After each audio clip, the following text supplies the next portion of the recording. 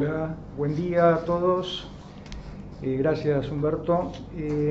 Voy a referirme en esta primera parte a las normas reglamentarias vinculadas con las modificaciones que introdujera la Ley 27.541 al impuesto sobre los bienes personales.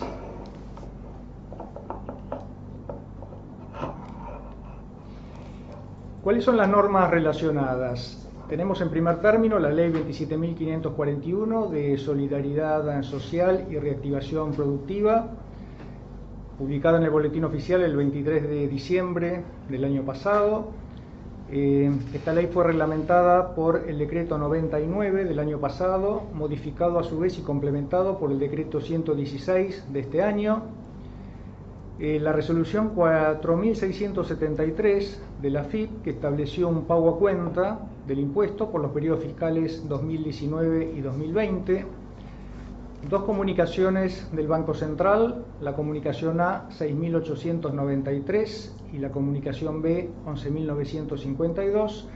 Y finalmente la resolución general 828 de este año de la Comisión Nacional de Valores, que estableció los requisitos que deben cumplimentar los fondos comunes de inversión a efectos de ser elegibles como alternativa de inversión de los fondos repatriados. Repasemos rápidamente qué cambios introdujo la Ley 27.541 al impuesto sobre los bienes personales. Todos cambios que implican una mayor carga fiscal, ¿no? En primer término, modificó la escala progresiva del artículo 25. Recordemos que la escala anterior a la vigencia de esta reforma contemplaba tres tramos. El primero partía de una alícuota del 0,25%, segundo tramo 0,5% y el tramo más alto, la alícuota era el 0,75%. Con la modificación que introdujo esta ley, se establecen cuatro tramos en lugar de tres. Se parte de una alícuota del 0,5 y la alícuota más alta es el 1,25%, un incremento sustancial respecto de la escala progresiva vigente con anterioridad a la reforma.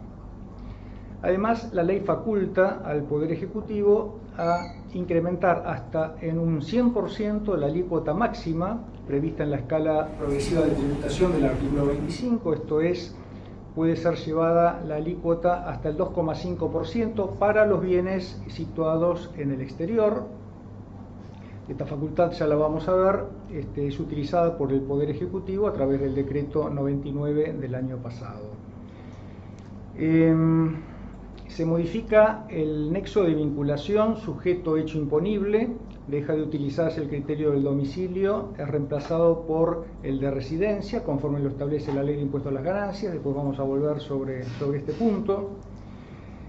Se duplica también la alícuota del 0,25 al 0,5% para las acciones y participaciones sociales de sociedades regidas por la Ley 19.550. Lo mismo ocurre para los responsables sustitutos de beneficiarios del exterior con bienes en el país, mismo incremento de alícuota al doble. Todo esto con vigencia para el periodo fiscal 2019. El decreto 99 del año pasado establece cuál es la alícuota proporcional aplicable para los bienes en el exterior. Esto, recordemos, por la delegación que le hace la ley 27.541. Recordemos que esta delegación es solamente por 2 años, periodos fiscales 2019 y 2020. La alícuota proporcional aplicable para los bienes en el exterior es variable, parte del 0,7%, llega al 2,25%, algo menos que el tope que está habilitado el Poder Ejecutivo para establecer la alícuota máxima. Y depende la alícuota aplicable del valor total de los bienes en el país y en el exterior. Así, por ejemplo, si los bienes en el país y en el exterior son, por ejemplo, de 10 millones de pesos, la alícuota que resultará de aplicación es el 1,8% para, reitero, los bienes en el exterior.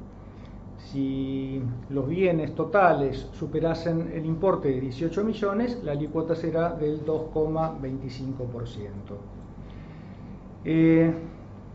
Estas alícuotas proporcionales se aplican sobre el valor de los bienes en el exterior, una vez deducido el mínimo no imponible no computado para los bienes en el país. Recordemos que el mínimo no imponible no se modifica por la ley 27.541, sigue siendo de 2 millones de pesos.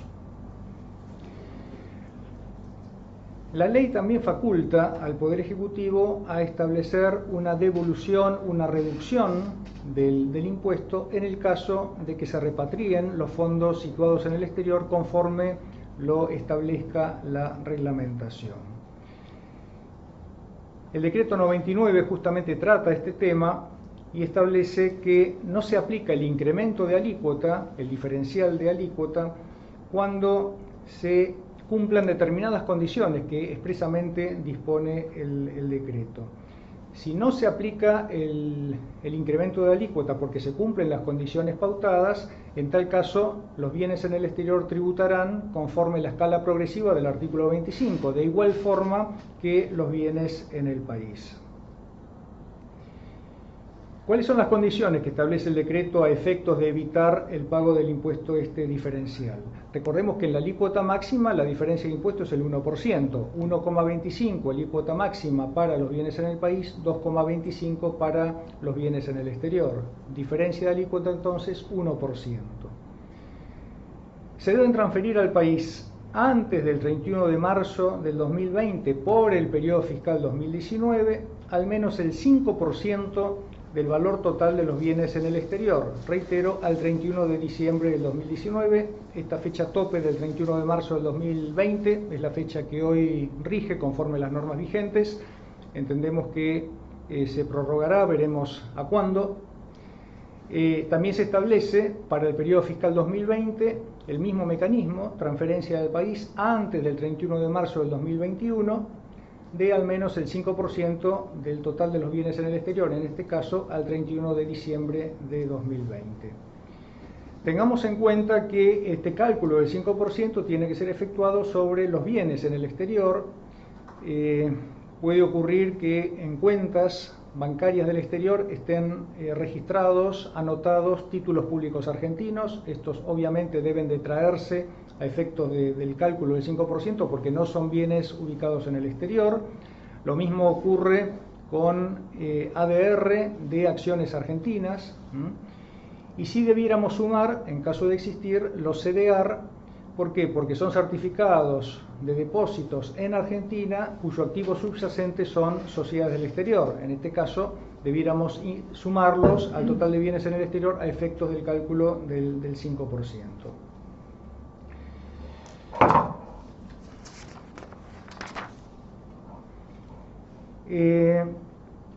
Lo que en la norma prevé es que los fondos que se transfieren del exterior deben acreditarse en una cuenta especial habilitada al efecto por la entidad financiera del país, denominada Caja de Ahorro Repatriación de Fondos, Bienes Personales, Ley 27.541. Es una cuenta especial que deberá abrir la entidad financiera del país a efectos de que reciba los fondos transferidos del exterior.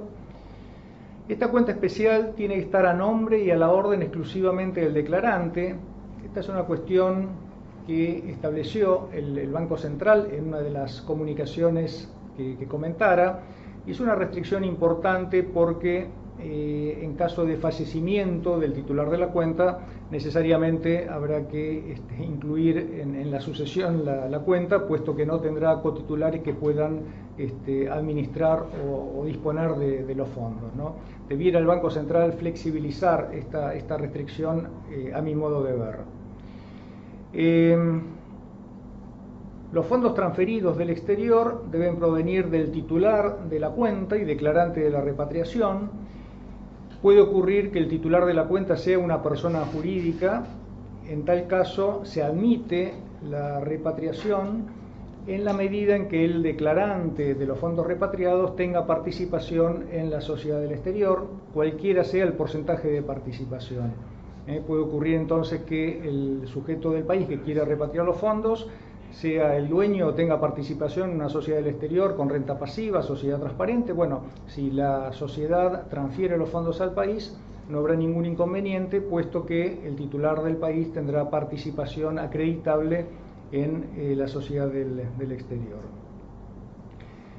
El otro requisito que se establece, y esto también es muy importante a efecto de la evaluación de qué hacer, es que deben mantenerse los fondos repatriados hasta fin de año, 31/12 del 20 por el periodo fiscal 2019, y año siguiente, 31/12 de 2021, por el periodo fiscal 2020. Esta es una restricción también importante que juega, diría, en forma sustancial a efecto de evaluar qué hacer, si repatriar o no repatriar. Después vamos a ver un ejemplo para ver un poco más en detalle el alcance de esta cuestión. ¿Cómo funciona esto muy rápidamente? Supongamos que tengamos en el exterior $100, a efecto de no pagar la alícuota diferencial, debo traer el 5%, $5, esto debiera hacerlo antes del 31 de marzo del 2020 o de la fecha que finalmente se establezca. Esos fondos, esos $5, debieran mantenerse depositados hasta el 31 de diciembre de este año.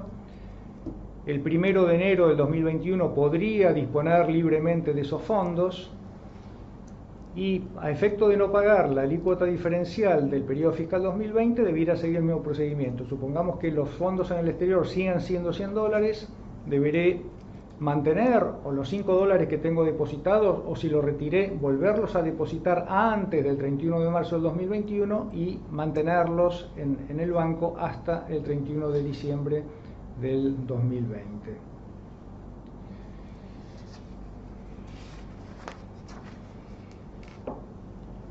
¿Qué se puede hacer con los fondos repatriados? Más allá de que inicialmente tienen que estar acreditados en esta cuenta especial en las entidades financieras del país. Se podría constituir un plazo fijo en entidades financieras sujetas al régimen de la ley 21.526, puede ser en la propia entidad financiera que abrió la cuenta especial o en otra entidad del régimen. También pueden venderse los dólares repatriados en el mercado único libre de cambios a través de la entidad financiera que recibió la transferencia del exterior. Esto no pareciera ser una opción muy conveniente, dada la brecha existente entre el dólar oficial y el dólar implícito en operaciones de dólar bolsa o dólar contado con liquidación. Otra alternativa posible es comprar certificados de participación o títulos de deuda del Fideicomiso de Inversión Productiva del Banco de Inversión y Comercio Exterior, del BICE. Esto todavía no está funcionando, está pendiente incluso la reglamentación. Otra opción que prevé el decreto 116 es la posibilidad de que se suscriban o compren cuotas parte de fondos comunes de inversión que cumplan los requisitos que expresamente prevea la Comisión Nacional de Valores. Después lo vamos a ver. Y lo que también puede hacerse es una inversión parcial en estos destinos posibles. No hace falta que se elija por la totalidad alguno de ellos. Puedo, por ejemplo, si repatrio $100, dejar 20 en el banco y 80 comprar fondos de inversión. No hace falta que se afecte 100% de los fondos repatriados a alguno de estos destinos posibles. Lo que sí debe hacerse necesariamente es repatriar los fondos, depositarlos primero en la cuenta especial habilitada al efecto, y después de esa cuenta se transferirán a efectos de la compra del Fideicomiso de Inversión Productiva del BICE o eventualmente a la compra o suscripción de cuotas parte de fondos comunes de inversión, o eventualmente constituir un plazo fijo si lo considerase conveniente.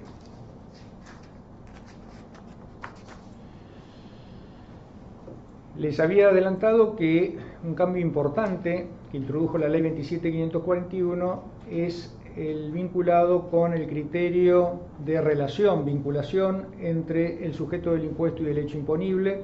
Recordemos que hasta la modificación de la ley de solidaridad social, el criterio era el de domicilio, no el de residencia. A partir del periodo fiscal 2019 esto se modifica. Residencia conforme lo establece la ley de impuesto a las ganancias. Recordemos que Por la ley de impuesto a las ganancias se pierde la condición de residente en el país cuando se obtiene la residencia permanente en un estado extranjero conforme las normas migratorias de ese estado, o cuando se reside de manera permanente en el exterior por más de 12 meses, se admiten incluso ausencias temporarias en el país con los límites que establece la reglamentación a efecto de no interrumpir la residencia permanente en el exterior. Cumplido cualquiera de estos dos requisitos, residencia permanente o residencia continuada en el exterior por 12 meses, se pierde la residencia fiscal en Argentina, conforme lo establece la ley de ganancias, y obviamente comienza a tener efecto la pérdida de la condición en lo que respecta al impuesto sobre los bienes personales. Puede ocurrir, de hecho seguramente pasó en el periodo fiscal 2019, que muchos contribuyentes cambiaron al domicilio, trasladaron al exterior domicilio antes del 31/12 del 19, pero como no perdieron la residencia en Argentina conforme a la ley de impuesto a las ganancias, deberán seguir tributando el impuesto por el año 2019 como si se tratara de residentes en el país, esto es, por los bienes en el país y por los bienes en el exterior. Cuando tenga efecto el cambio, la pérdida de condición de residente en Argentina, periodo fiscal 2020 en el caso, bueno, dejarán de tributar bienes personales por los bienes en el exterior.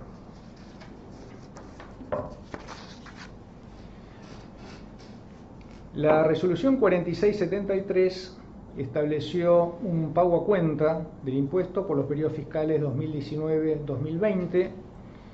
¿Quiénes son los sujetos alcanzados? Quienes posean bienes en el exterior grabados al 31 de diciembre de 2018 y 2019, esto es por los periodos fiscales 2019 y 2020. Se establecen alícuotas proporcionales aplicables en función del total de bienes sujetos al impuesto, del 0,10 al 0,5%. Estas alícuotas se aplican sobre el valor total de los bienes en el exterior grabados al 31 de diciembre de 2018 y 2019, y el vencimiento que se estipuló para el pago de este pago a cuenta hasta ahora es el 1 de abril 2020 por el periodo fiscal 2019 y el 5 de abril del 2021 por el periodo fiscal 2020. Esto seguramente se prorrogarán.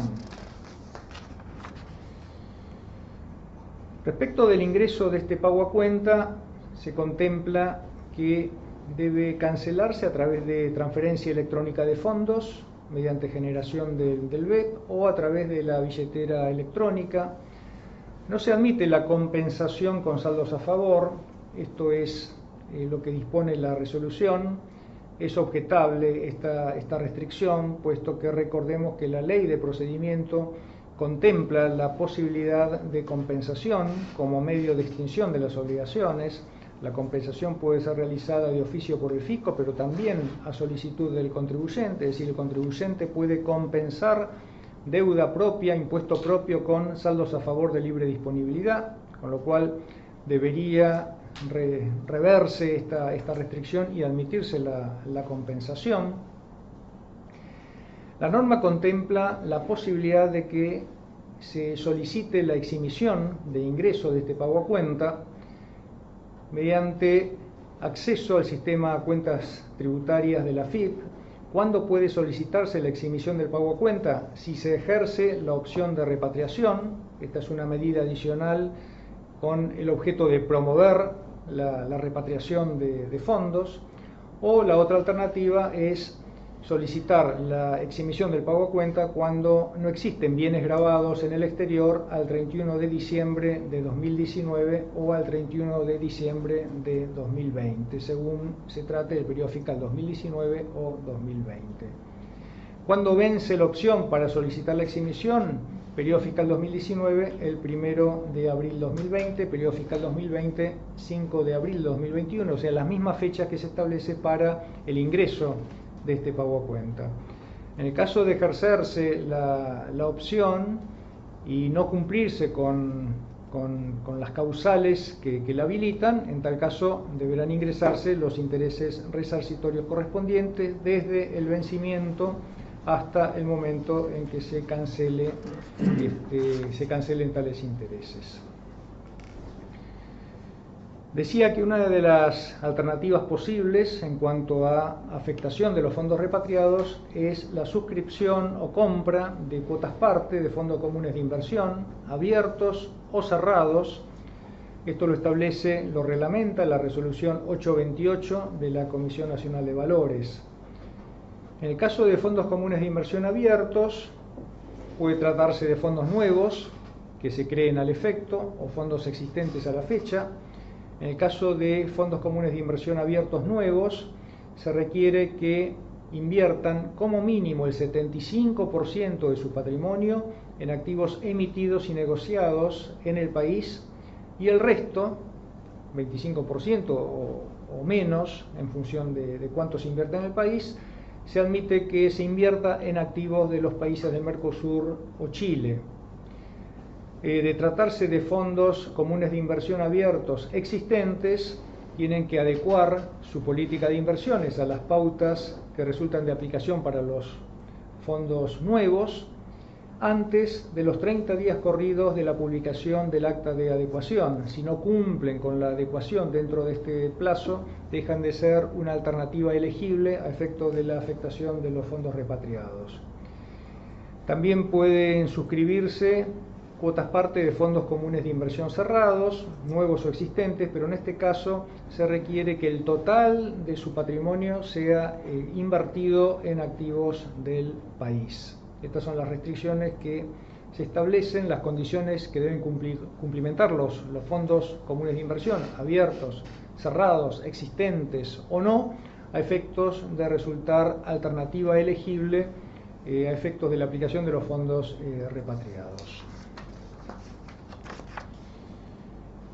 Finalmente, ya para terminar, vamos a ver un ejemplo a efecto de la evaluación que debiéramos hacer respecto de si repatriar o no repatriar los fondos situados en el exterior. Pensemos, por ejemplo, en un patrimonio en el exterior de 10 millones de dólares. La tasa aplicable en el caso de que se repatrien los fondos será el 1,25%, que es la tasa máxima vigente para los bienes del país, escala artículo 25 de la Ley del Impuesto. Sin repatriación, la alícuota proporcional aplicable es el 2,25%. En el primer caso, el impuesto en dólares es de 125.000, segundo caso, 225.000 dólares. Diferencia en dólares, 1%, 100.000 dólares. Ahora bien, estamos en el periodo fiscal 2019, tomemos el dólar oficial vigente al 31 de diciembre de 2019, 59,69, y veamos cómo se desarrollan los pagos, los anticipos, los saldos de impuestos a ingresar conforme este ejemplo.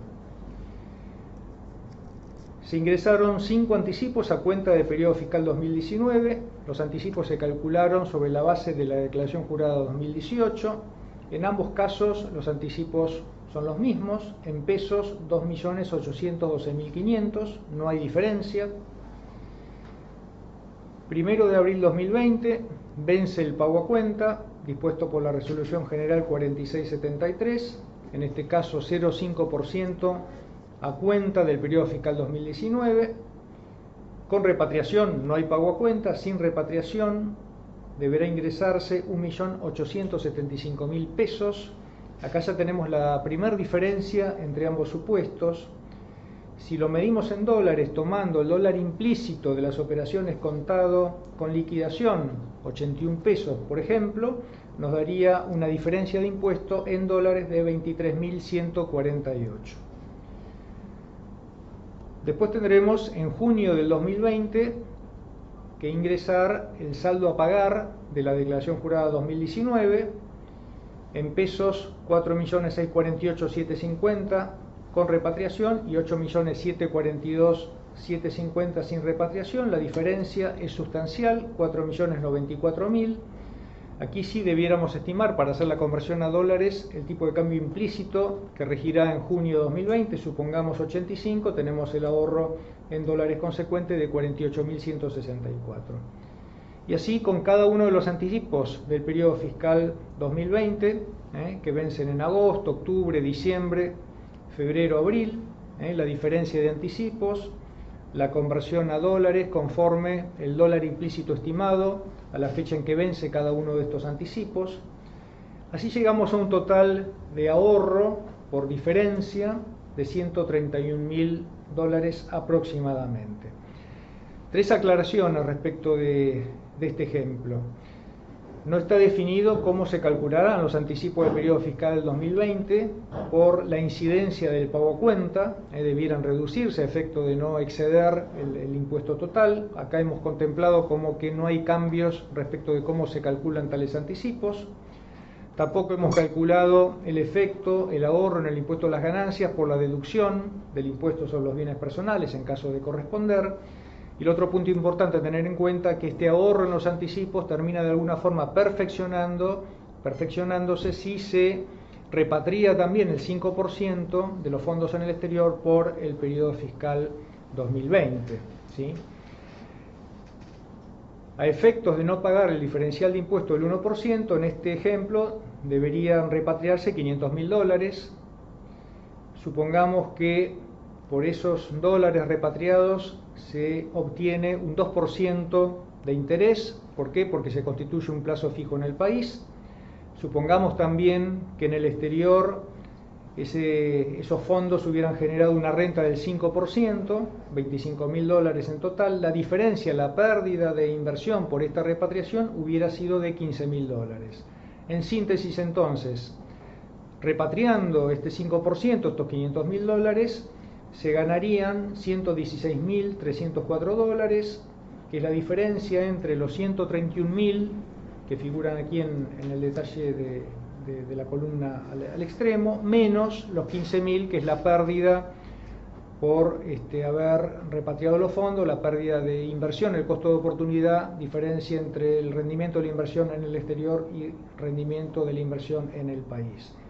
En definitiva, entonces, repatriando se ganan $116.000, pero se arriesgan $500.000. ¿Sí? Estos $500.000 deben estar depositados hasta el 31 de diciembre del 2020 y después también hasta el 31 de diciembre de 2021. El riesgo es qué pasará con ese depósito indisponible. ¿Sí? Esta es la gran duda de quienes tienen que efectuar la inversión. No hay duda de que si los fondos estuviesen disponibles el 1 de enero del 2021 o 1 de enero del 2022, es negocio, sería negocio la repatriación, pero la verdad es que es difícil saber qué va a pasar a tan largo plazo en Argentina. Así que es una decisión que cada uno deberá tomar, evaluando pros, contras. Seguramente tendremos un poco más de tiempo para evaluar qué hacer, si se prorrogan los plazos, como se ha dicho. Así que bueno, veremos cómo sigue este tema. Nada más, muchas gracias. Bueno.